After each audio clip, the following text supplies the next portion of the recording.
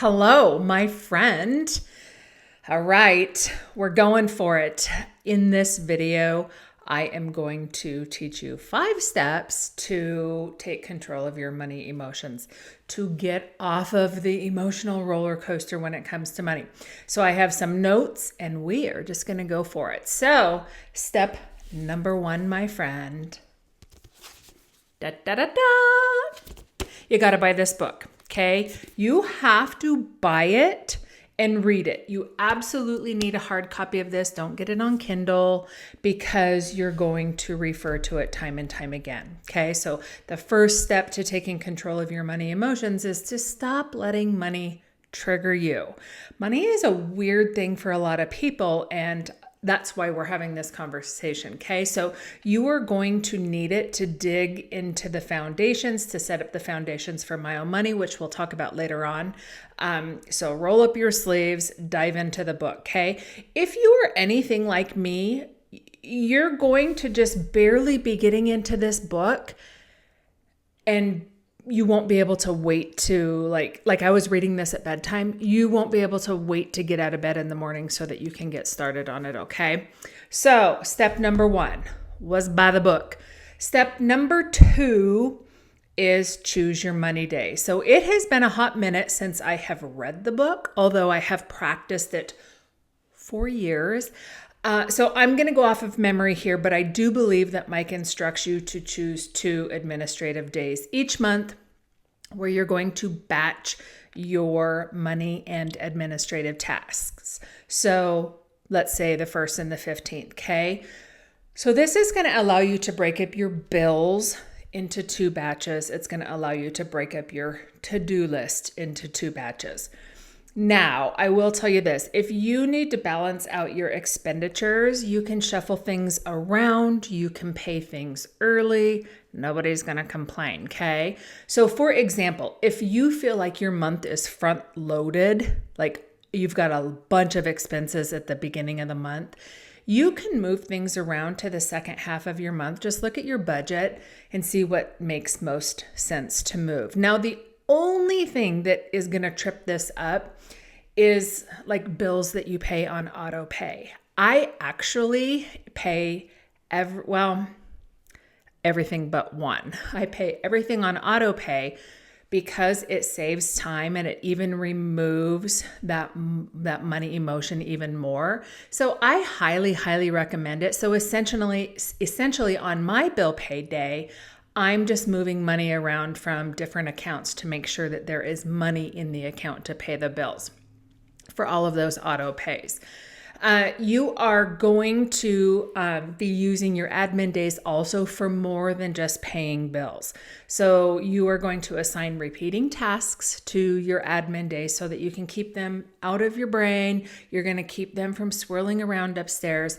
You're going to stop worrying about them. So I have a list here of things that they're back-end business tasks that I assign to my administrative days, okay? The first one is sending marketing packs. So throughout the month, whenever I do an exam with somebody and they mention, somebody else's name, anytime somebody drops a name, I collect those names and I will add them to my calendar so that they're ready for admin day. So if you were implementing this, say you were going to do your marketing packs on your second administrative day, so on the 15th, if you were doing an exam with Susie Q and she mentioned Dr. Bieneman, I write that down on my exam chicken scratches. And then afterwards, I will go to that administrative day. And because I use Google Calendar, which is what I teach you to do inside Total Calendar Control, I will go to that day on the calendar. I will click on it. In the description, I would put Dr. Bieneman and I would put his website. That's it. Okay. I wouldn't think about it until administrative day. So it's just very much, it feels really robotic. Okay. Yep. I got a name. I'm not going to worry about that now till then. Okay. So I send marketing packets. I record my metrics for the month as far as exams. Now, when I used to do free assessments, I would also record those. I do office filing. It goes into a basket until then. So I'm very, very organized when I do my administrative stuff and I pay bills. The things that need to get filed just go in a basket because I have a day for that. Okay. So I'm not worrying about all these things that I have to get done. I got a time for that. Making a deposit into my SEP retirement account. So I have like my Roth IRA, I have all of my other investments automated, but my SEP retirement requires that I actually have to call my finance team and give them verbal instructions to invest. So that happens on a certain day. I don't think about calling them until that day. And also, I have a checklist. So I really don't even need to think about it on admin day because I have a checklist in Trello, of course. You know, I love me some Trello. Okay, then next I update my Money dashboard, and this includes verifying what accounts receivable have been received. So accounts receivable, if you are new to this, that's the money that people owe you. So if I have somebody on a payment plan, I do not worry if Susie has made her payment until I check my AR. Okay, like I don't worry about that. Again, emotion, we're taking that out of this.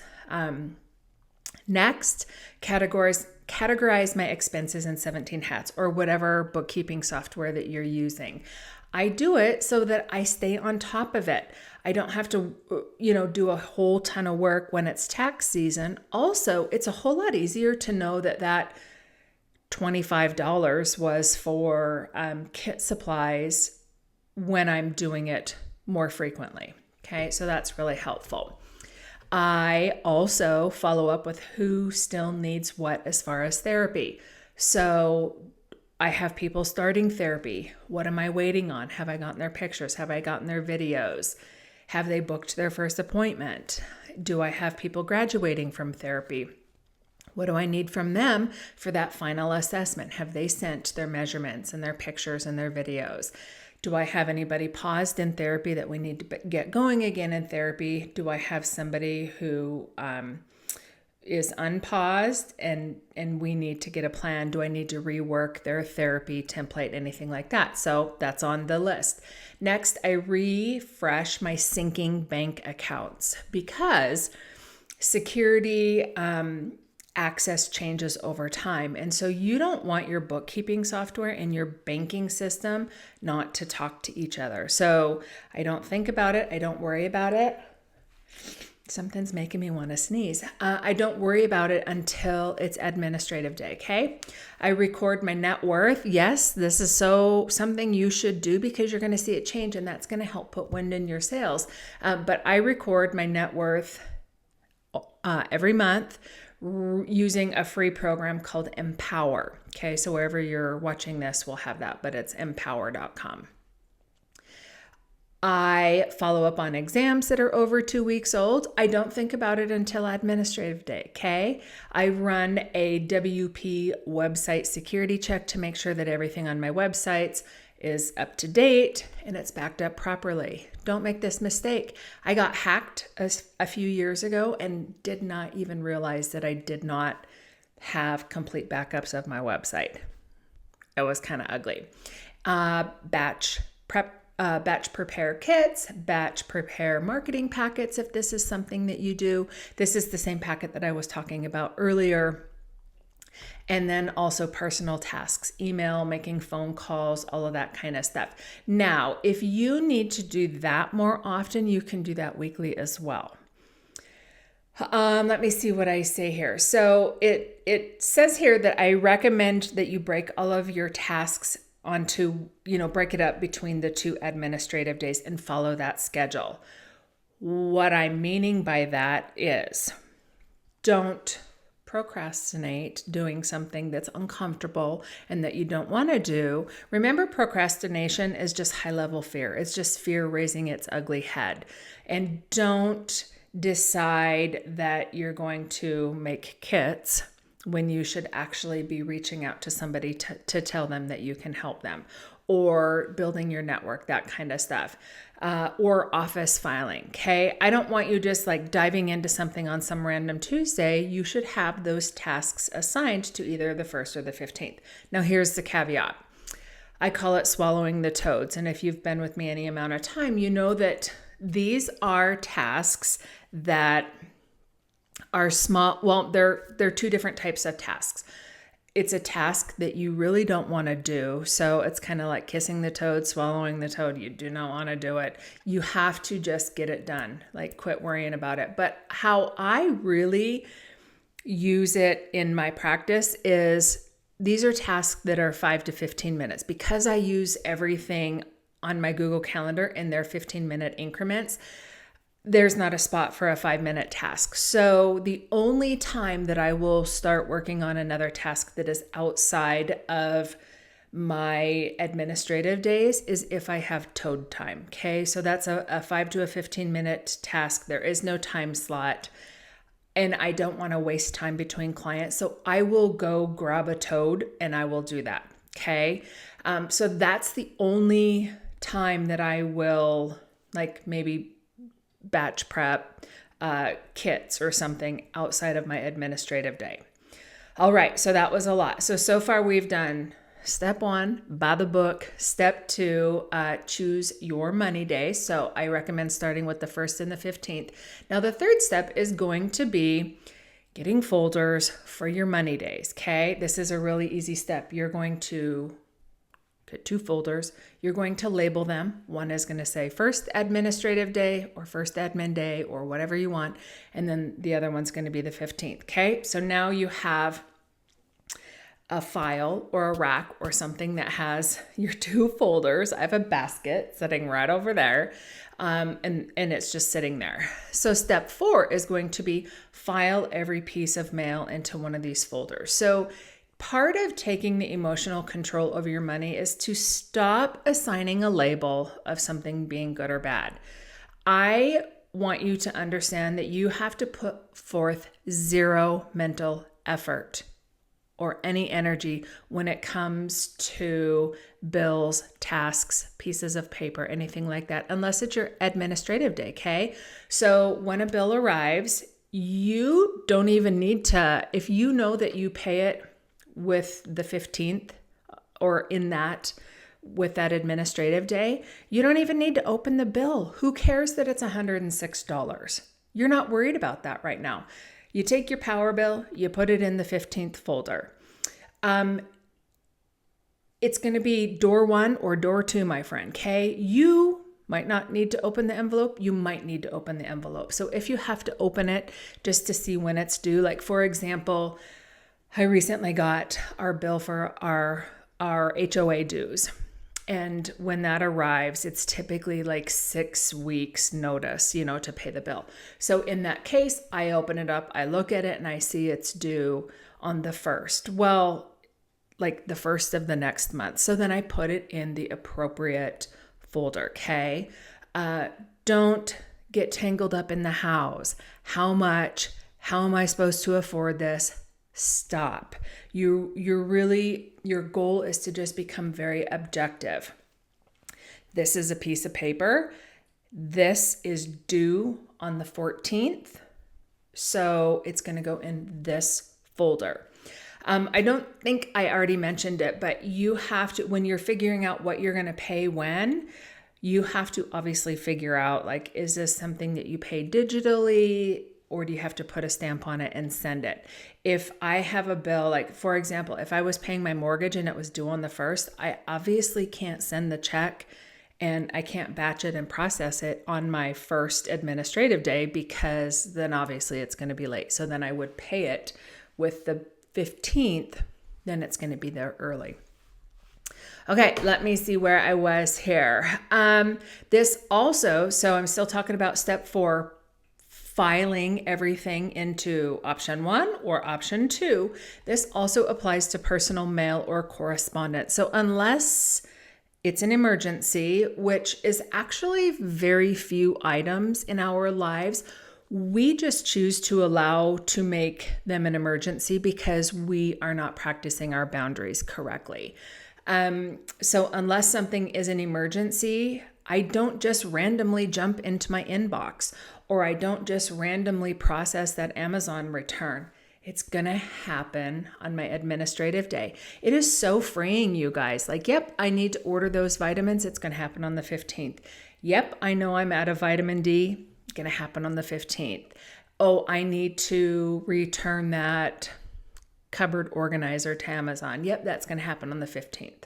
Because I can guarantee you that most of the things like Amazon returns, they give you like a month return window. So you don't have to do it right now, unless it's swallowing a toad and you've got, 5 to 15 minutes, okay? So doing this is going to make you more efficient across the board, okay? So both in your personal and professional life. I love it. If I have personal phone calls to make, it's going to happen on the 1st or the 15th, okay? All right, step number 5 is to enroll in Myo Money. And the reason that this is important is because this is going to take the concepts that you learn in this book, and it's going to set you up with a complete financial system for managing your business.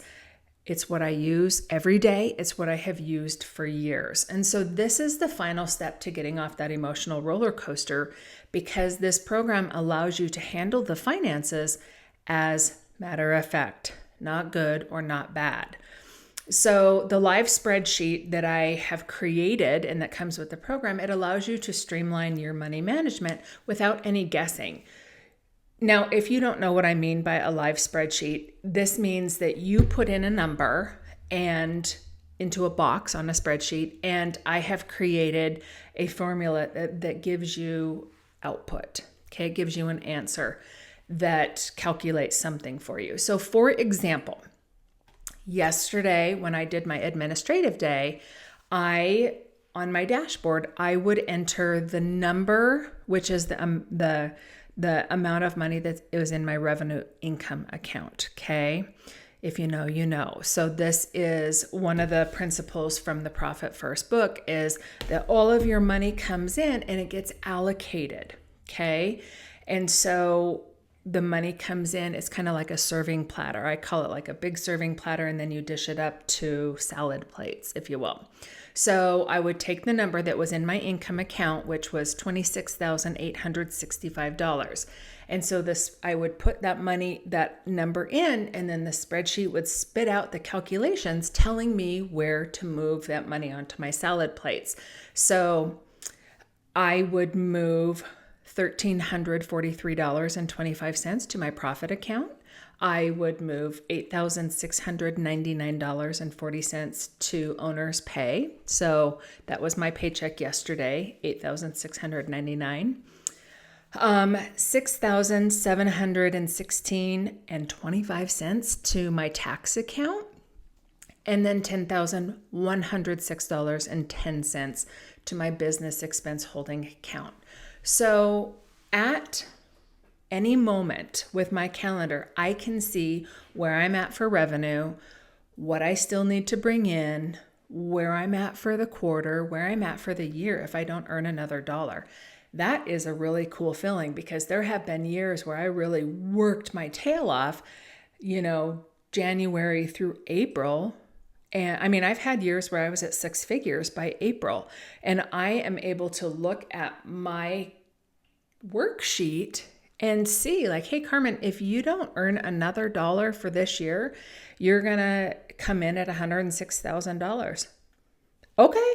Some people might be happy with that, and then they, go to Tahiti for the rest of the year. So that's what I really love about it. I can see where I'm at. It's real time. So when you follow this system, it will allow you to stop being reactionary about money. I don't have to stress about taxes or what I owe, because I take a portion of that out for each sale. Okay. So let's dive into that a little bit more. So, do you need to buy a new computer? Or maybe you're wanting to buy a new computer. So I could look and see that, yesterday I just put $10,106 into my business expense account. Now, yes, some of that money is accounted for, but I can see what I have. That's how I know that I have money for a big expenditure. That's how I know that I have money for that new computer, or that's how I know that I have money to hire somebody. That's how I know that I have money to buy a new 4Runner off the showroom floor. Okay? It's so awesome. It's like, yep, I have it. It's right there. What about hiring somebody? What about doing advertising? What about giving yourself a raise? So it really makes it be black and white for you, which is what I love. And it just takes the emotion out of it. One last thing that I haven't mentioned about My Own Money is that it helps you not stick your head in the sand as far as expenses.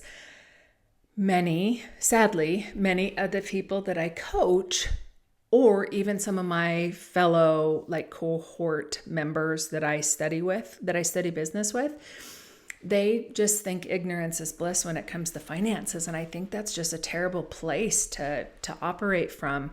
When you use the My Own Money system, you know exactly what you need to run your business profitably. So there is a big difference in what you think you need to earn and what you actually need to earn to pay your bills. So let's break that down a little bit further. So for funsies, let's say that you want to pay yourself $3,600 a month to pay your bills or to pay your portion of the bills. Okay. So you've got $3,600. Now, let's say you need $1,000 a month to run your online myofunctional therapy business. Okay. So it seems like you would need to earn $4,600, right? Wrong. You actually need to earn $7,931.03 to pay yourself, pay the bills, save for taxes, and allocate a little bit of something to either pay down debt or to pay a bonus, okay? So that's a huge difference. And of course, I calculated that at a 37% tax rate because that I end up in the highest tax bracket that there is. So that would be adjusted a little bit for you, depending on what your tax bracket was. But nonetheless, it just means that you thinking $4,600 is what you need to pay to make ends meet.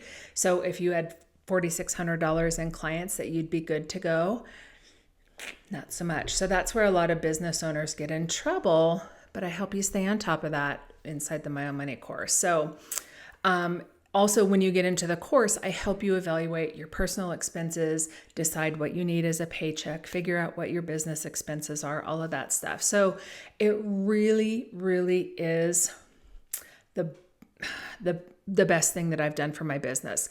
My fiance is getting ready to start a business, and I have already, this is me practicing what I preach. I have already sat him down and said, first of all, you have to read this book. Second of all, that's how you have to run your business, okay? Because that way you get a paycheck. That way you have money for bills, that kind of stuff. And it takes all of the guesswork out of it. And that's how you get off that emotional roller coaster when it comes to money. So there you have it, 5 steps, and get the book and get started.